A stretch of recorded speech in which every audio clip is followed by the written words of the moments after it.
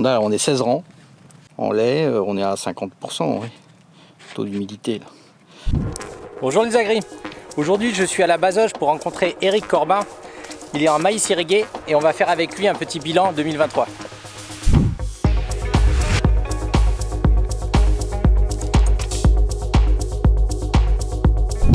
6000 poules, une trentaine de vaches allaitantes, une dizaine, 10-15 hectares de colza, une trentaine d'hectares de blé et 30-40 hectares de maïs, grains. Un petit peu d'ensilage pour les bovins, c'est tout. Sur une exploitation de SAU de 110 hectares. 30 hectares irrigués, une dizaine de non irrigués.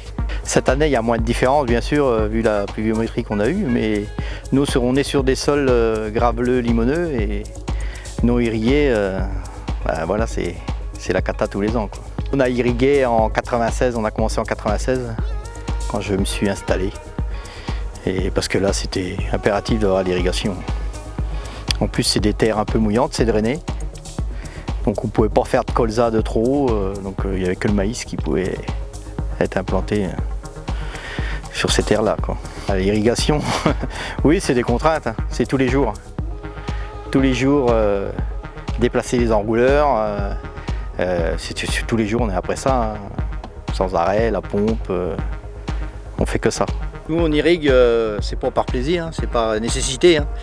Il y a beaucoup de gens qui disent qu'on arrose de trop la journée et tout, mais on est obligé pour faire notre cycle d'arroser en continu, parce qu'il faut savoir qu'un maïs irrigué a ses racines en surface. Il ne va pas chercher l'eau dans le fond. Et bon, on est obligé de donner de l'eau, bien sûr.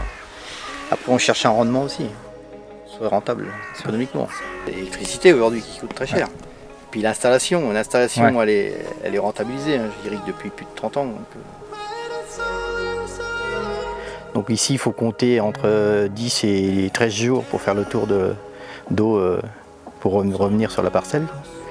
Entre 6 et 8 tours en année normale, entre 25 et 30 mm. Cette année, on est à 4 tours.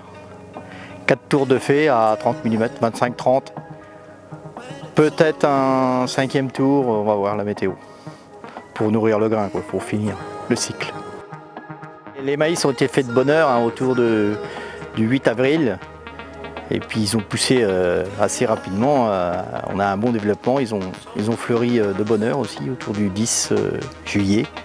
Pour la maturité, il nous faudrait encore autour de 800 degrés pour qu'ils soient à maturité.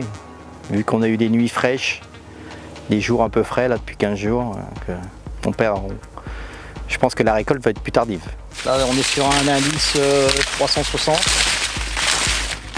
380 copines. Elles sont bien pleines.